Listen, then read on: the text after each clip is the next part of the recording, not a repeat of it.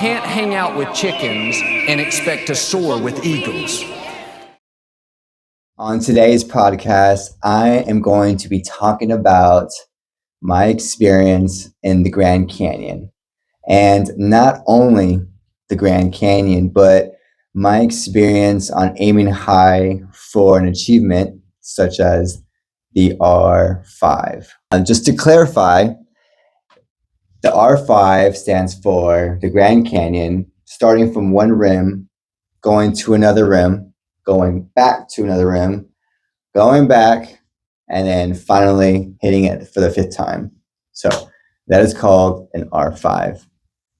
And this whole past month, I have been really just pushing and training for this achievement, the R5. But before I get into it, I just want to go ahead and just relay and go through some questions just to kind of help understand why, how, what, when, and what got me motivated into the Grand Canyon. So, with that being said, the first question: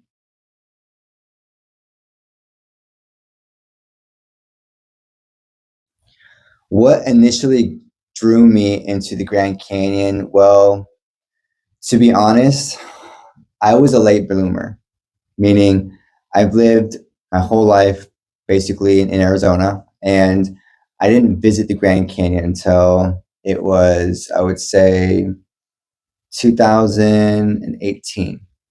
2018, I went for my birthday, and I went down, saw the river, and came right up. And on my birthday that year, it was cold, and I remember light snow happening. So I was bundled up and I was wearing snowboarding gear because at that time I really wasn't up on my gear, I say, with the winter and such. I just wore whatever kept me warm. So I remember just going down there, and I didn't really go back until my Uncle Joe, who in the first podcast, one family gathering, he had mentioned he was going to the Grand Canyon, and he was going to go with the group. And he told me about how he was going to go from rim to rim and come back to the rim, so do an R3. And just hearing the story and his experience from before and after really got me going. Like, I wanted this challenge. And at this time, I was really into the 7 Summit, which I have a YouTube video on the 7 Summit. And this was just right up there. So when I heard about my Uncle Joe doing the Grand Canyon and his experience afterwards, I told myself I could do that, or I want to do that, or I have to experience that, all those things. And of course, with Joe's coaching and his motivation, he got me ready. So that was basically how I got drawn into this journey of the Grand Canyon, was just hiking 7 Summit, just being a hike freak. And sure enough, just got motivated by my uncle onto this challenge. So that's what started this whole journey.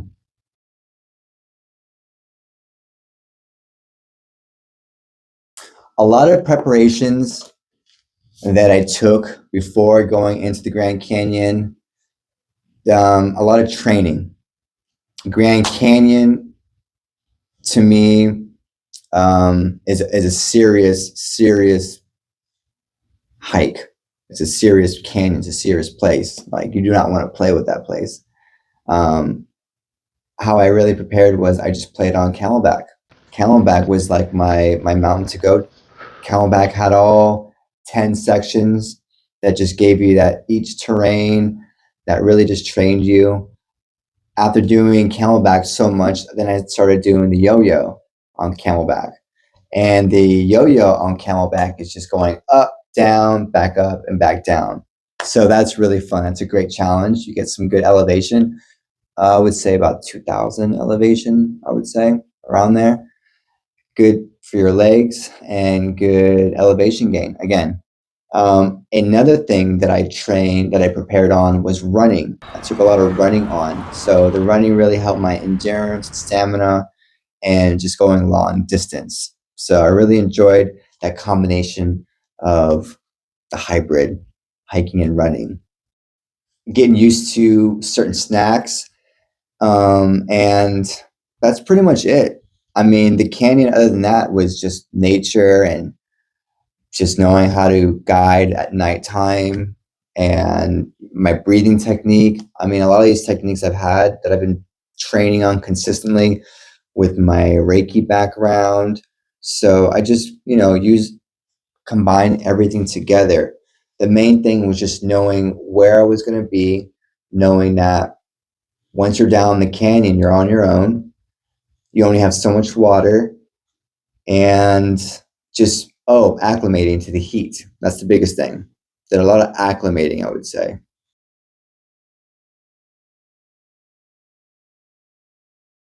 Oh man, I remember coming up to the Grand Canyon, like my first official time when I was going from rim to rim to rim. That was like really my first initial time because I really took it in more. I had more respect for the canyon, perspective, just doing my homework. I really knew what I was doing and going and how far. So before all that, it was um, it was really just exciting. The first time, it was so exciting, and a nice long roller coaster ride, just seeing a lot of nature. And I always tell everybody, your first time, you're going to get carried by the energy in the canyon. You're going to see a lot of beautiful things, and the whole time you're just looking. So you really have to just make sure you're staying focused on the trail and don't take a stumble, see a snake, and make sure you drink a lot of water because, again, the gazing and seeing will take a lot away from you, and you have to really maintain and stay grounded. So, yeah, that's what I remember my first time, just soaking it all in and really just being wowed. Like, this is amazing. This is life changing. My feelings, I was in all my feelings, happy, just excited, emotional. Every time I visit the Grand Canyon, all those emotions, because your experience going down there, it just resurfaces those emotions of what you and your body went through and what you saw that a lot of the world doesn't see. So it's quite rewarding and emotional. Okay, so I want to stop right here.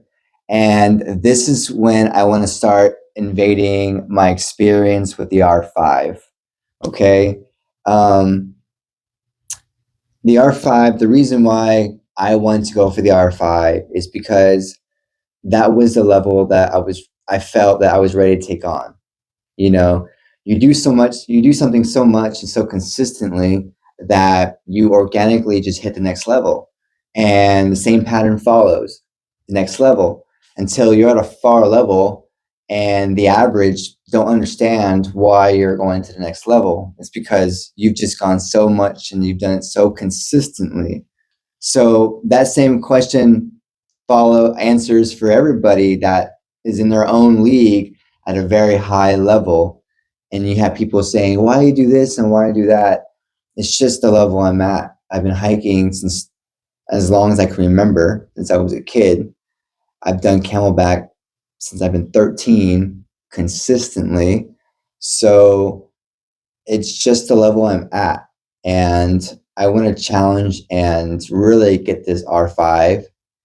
And most of all, I really get inspired. And I'm going to blame Arnie, who we all know.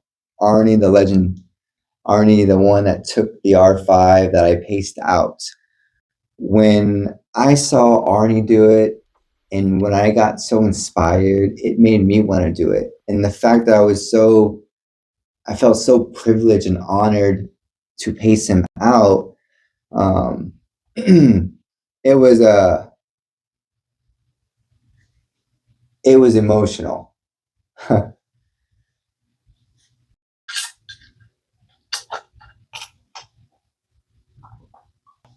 Ah.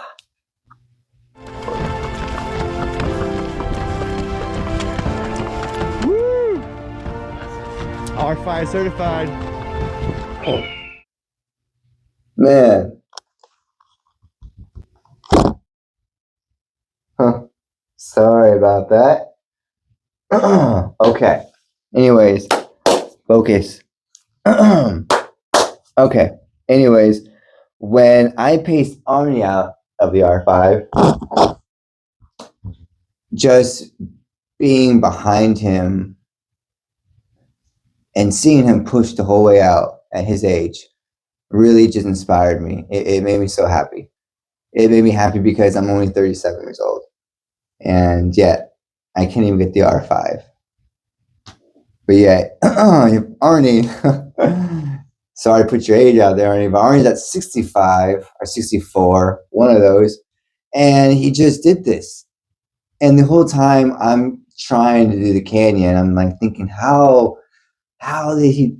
I'm not saying, I'm not insulting you, Arnie. I'm just like, I'm mind blown by how amazing you are.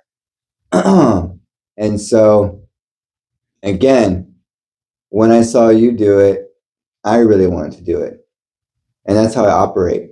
I really get inspired by people who are really just taking it to the next level. And that's all I aspire to be, is as great as those people. You know, Ashley is another athlete who, my first time doing the Grand Canyon, I met her at the North Rim, and she ran down past me and just triggered me to run.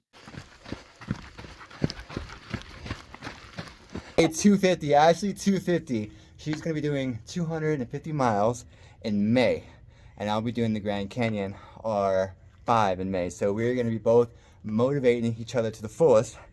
And so my first time doing the Grand Canyon, I'm running down with her, and you'll see it in the first YouTube attempt, the first Grand Canyon video. But I ran down with her, and she just booked it, and I was just so inspired that it made me want to become a runner. And so I just get inspired by people that I really respect and I really put on my channel, because the hard work, I recognize it. And to be a Soaring Eagle, that's what it takes. That discipline, the integrity, that motivation, that self, using that pain for whatever it is and turning it for good. And so that's the whole heart of why I took on the R5 and why I'm still taking it on and why I will get the R5. It's because I just got inspired to do so. And your mind is the only thing preventing you. And the sky's a limit, and you can do anything. And these athletes are proving that anything can be possible. And so I want to become a part of that. And I want Soaring Eagle to be recognized as that. And so here at the household of Soaring Eagle, you will find athletes like that. And starting with Arnie. But yeah. So with that being said, let me go ahead and move on with this questionnaire, adding on to my experience with the R5. Okay, so next question.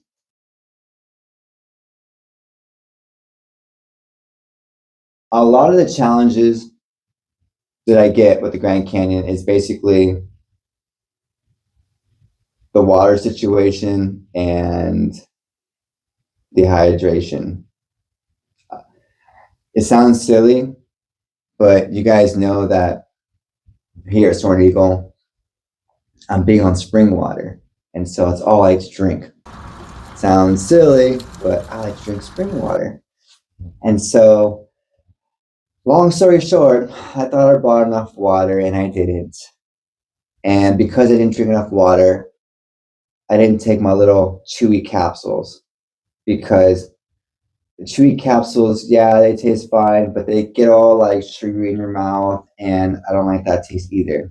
You guys are rolling your eyes, and I know it sounds silly, but I'm just I can't drink the water in the canyon. It makes me sick and nauseous.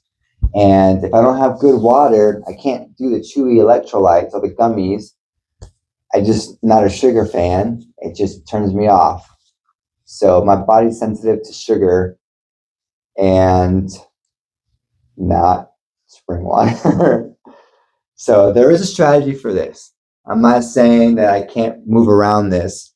What I'm saying is that I just didn't plan and pack properly to finish off the second half. I made it through the first half, but I didn't plan accordingly and conduct and take enough to do the second half. When I came out, I was dry heaving. And there's going to be people that are going to see this video and they're going to be like, I remember him. That's fine. I don't care. I'm not the best hiker. I'm just out there to learn to get this R5. And I want you guys to learn off of me. Learn off of me any silly little mistakes and let it spread and be known that you can't go in that canyon unless you have enough water and you have electrolytes and you've taken what you needed. So I'm just going to leave it at that. Okay, so another challenge that I had was my phone battery.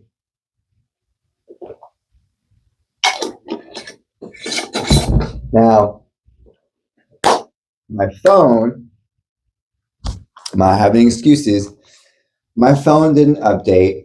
The update somehow downloaded an app, and this app was just running my battery.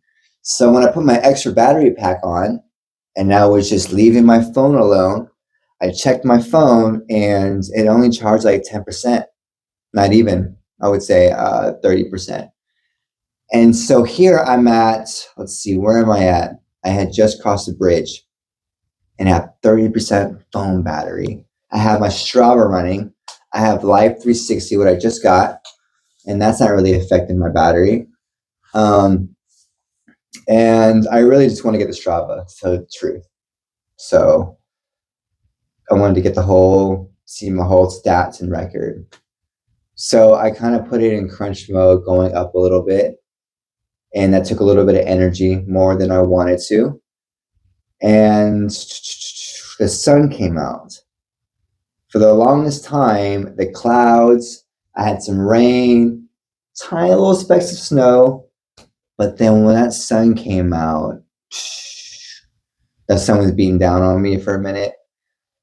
And again, I didn't consume enough water. So that combination did not help, which is why at the end of the second half, I just body locked up. The body locked up. So my phone battery was a little challenging issue, but again, I have a strategy to fix that. I can fix that for the next round.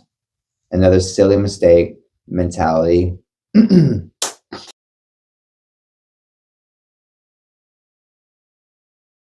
A couple of cool moments that happened didn't really affect me, but at nighttime, now I started at 7 p.m. on May 3rd. And I like to hike at night. For some reason, it's more peaceful. I'm just looking at a dot, which is my light, and just focused, and I'm just hiking. And I like it at night because I don't see so far ahead of me. And I'm like, oh, I gotta hike that. I don't know. I have my moments of hiking during the day in the canyon, but if I'm trying to do something big like this, it's just another strategy for me just to stay focused and just get through that canyon. So with that being said, at nighttime, this time in particular, I had all these bats just flying right in front of me for about a good 3 to 4 hours. And I was attracting every bug, every big moth. Okay, I made it at the Manzanita rest stop. And I have about 5.2 miles out. These bugs are bothering me. And if I had my light pointed down, the moth would come up and hit me in my mouth. Every angle just determined how the moth would come in. So I just kind of pointed it out because I wanted to see it far out. And I could see the bats in front of me. And the bats would just phew, phew, phew, phew, past my face in every minute. At first, it was bothering me, but then I'm like, you know what? This is pretty cool. When am I ever gonna hike with bats just like flying all around? I felt like Batman. It's pretty cool. So I really enjoyed that. Let's see. I saw two big garden snakes, and they just crossed the path really fast, really cool. Nothing threatening, really friendly snakes. I peeked over, and their head was looking at me. It's like, hey. So that was cool. Let's see. Oh, this was cool. So right when I crossed the bridge, no, as I was crossing the bridge, I'm sorry, this lightning thunder just struck. And when that thunder hit, I kid you not, the sound rolling thunder came to on. Like that rolling thunder rolled through the canyon and echoed loud, and it like made it sound like boulders were rolling. It was really, really cool. Pretty scary because everybody like froze and like ducked. And there's people on the kayaks in the water, and it kind of rained for about a good 5 minutes, and that was cool. So yeah, I really enjoyed that. That was a pretty cool experience. It was pretty scary though. But what else? Oh yeah, and of course, I mean, with this pattern, I always start like the night before, and I kind of hike into the morning. And when I get in the morning time, I'm at North Rim, right? So I get to the North Rim, and I still haven't looked up what these birds are called. They have these nice little orange tail, beautiful brown chestnut colors. And every morning, right when I get to the top, around between 4 and 6, they're just singing little chirps. They're just chirping. You can see them you can hear it in the video, and I really really enjoy that. That's pretty cool. It's like a nice welcoming to the north side. Yeah. Which, by the way, the north side was my easiest attempt I've ever had this past time. Like the easiest piece of cake, piece of crumb cake.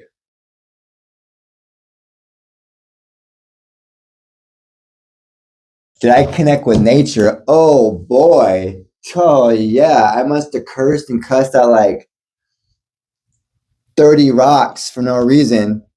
And I prayed and I take it back, and I have to go back and just say my piece to them because, ooh, yeah, we'll talk about that in a second. But as far as nature, I really connected with nature. I always do. I was really on a mission, again, on a mission, timing, energy, every little move. So I didn't have time, or did I want to take time to take pictures and stop like I always do, which was a challenge because I'm the type of person that just wants to take pictures of something I've seen a million times and like I've never seen it before. So I had a lot of fun just zipping through, glancing, but challenging myself. And I did connect with nature on a different level. Beautiful, beautiful purple flowers on the other side, north side. I really connected with.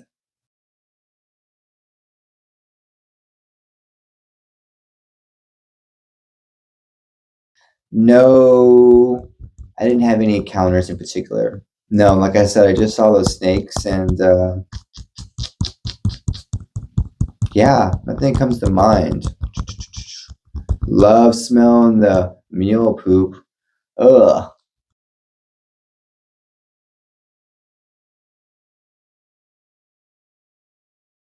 This one really pushed my growth on a mental and emotional level.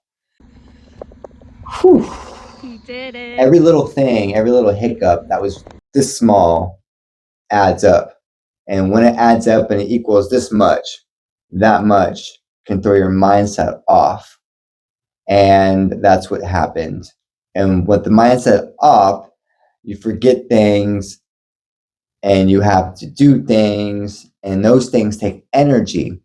And I was just trying to conserve as much energy as possible. But, sometimes you think you plan too perfectly and you just forget things. So that's why we write lists. And yeah, just some things didn't start off right, which is okay. This was all meant to be. Everything was supposed to happen the way it did. I'm supposed to be here telling you that. So, yeah, every little hiccup happened and it just added up and mindset shifted and everything just kind of chain reacted. But I did learn a lot. I did learn a lot about the canyon, a lot more. I did learn a lot about South Kaibab, which I'm more of a Bright Angel fan. I did learn about the other side, nature. I learned about myself, me getting in the red zone. I learned how to control more of myself when I'm in the red zone. It's a lot of learning. And so when you're at that level of pushing yourself and want to push for that growth, you're going to go through those red alert moments. You're going to go through some challenges. And if you can't get past the challenges, then you're not ready for the next level. And so I'm going to get through these challenges with strategy. And I'm going to work through it with some homework because I really want to get to the next level.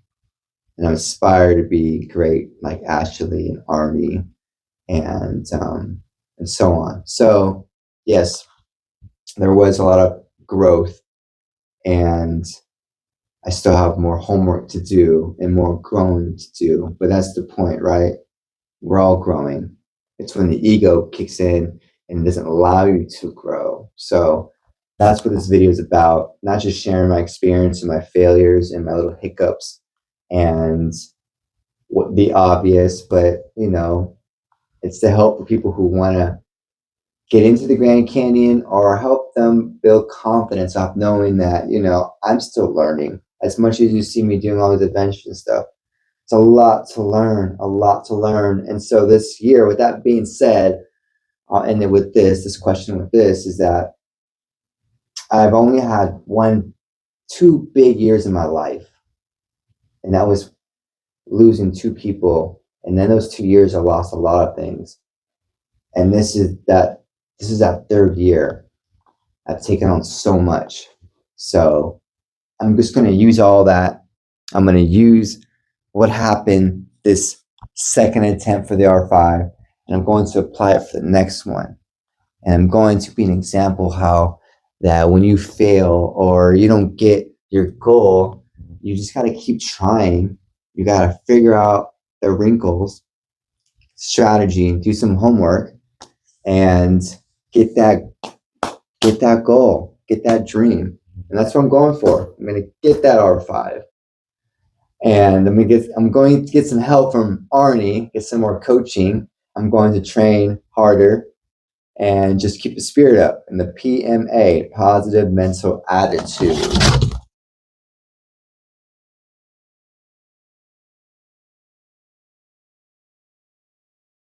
Okay, so if it's your first time going to the Grand Canyon, I highly recommend just taking it in doses. Know yourself first. And if you're starting from the Bright Angel side, just take a mile in.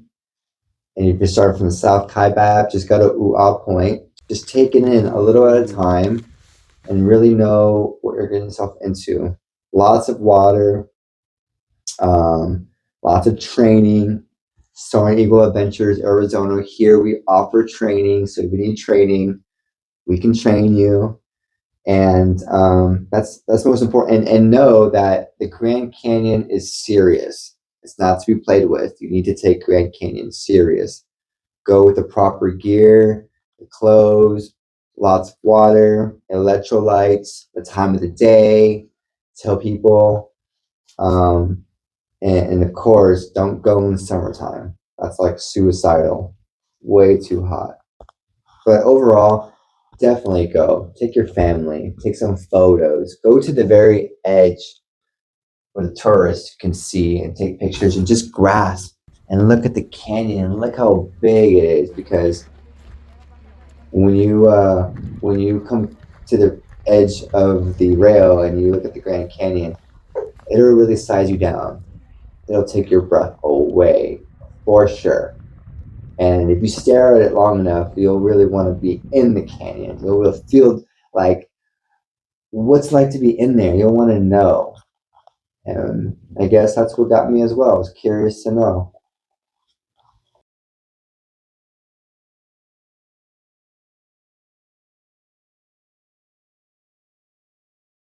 So looking back at this attempt, um, you know, I would do it all over again because again, everything happens for a reason. And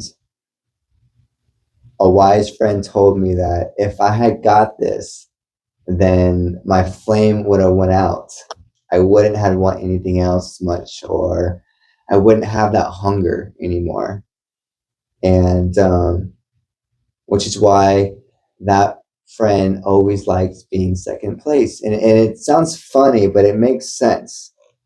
You know, you're first, or you always get it, or you've done it so many times. The excitement is not as it's not as fun the first time. Like it's different. But if you're always second, or you're always trying to get it, it keeps you hungry. It keeps you fueled up. It keeps you on fire. Depending if depending on the type of person you are. If you never give up, then it's a win for you. But if you're just easy to give up, then you know, I don't know. That's just something you'll have to live with. That's your choice. But when it, when those words serenaded with me, um, it made sense because I'm still hungry and I really want it.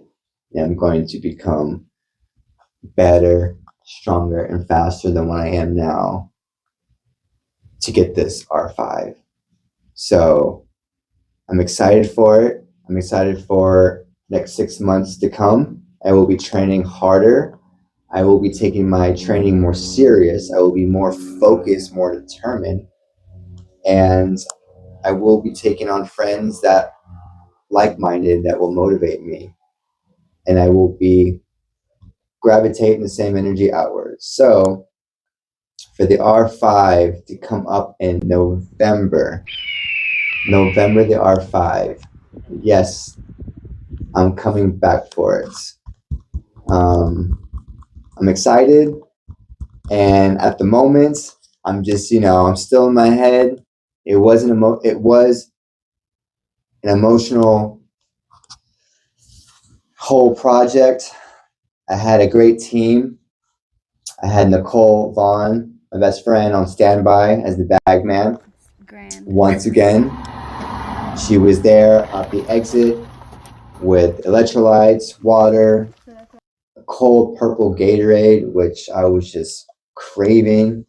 Mary, Soaring Eagle Mary, came up, drove all the way up to keep my spirits up. Soaring Eagle She gear brought on. me a bag of beef jerky that was homemade from another friend, and she brought our Eagle mascot Chucky, her dog, up. And Uncle Joe, who we all know, was on standby. He was in Sedona soaring, waiting for me to be on my last lap so he can meet me up there. And so, yes, the same team will be ready again for the next attempt. You will see me try again. And as far as that goes, thank you guys for tuning in to my second podcast. Again, I didn't really have this all planned out. I'm just shooting from scratch. I'm just telling you from freestyle. And yes, feel free to reach out if you have any questions. I did learn a lot. So if you want to pick on my brain, I would love to give you any advice or any other detail. I am training here at the warehouse, and I will be training out on the field. So if you would like to get trained or join me for training, please reach out. There will be adventures for the next 6 months. summer adventures. We have waterfalls and ultra adventures if you're interested. Ultra adventures are 4 to 5 days, all inclusive. We have the Big Bang Part 6, we have Soaring Yellowstone, and we have the San Diego Beach House Adventure going on the 4th of July weekend. So check out the website. Again, thank you for tuning in. I appreciate it. My name is Lawrence Machado, the owner of Soaring Eagle Adventures Arizona, and soon to be R5 certified. You have my word, audience. Thank you guys for tuning in. Thank you for your support, your kind words. Do carry me, your likes, your thumbs up, everything. It just carries me, and I really appreciate it. And from you guys watching me from the start and watching me grow, I didn't think I'd be at this level, and it's slowly growing and it's getting bigger. So I do have a lot of exciting things I can't wait to share with you guys, starting with the bus coming out in about a week or two. So other than that, you guys have a great night. Thank you for watching again, and remember, soar above and beyond. Can't hang out with chickens and expect to soar with eagles.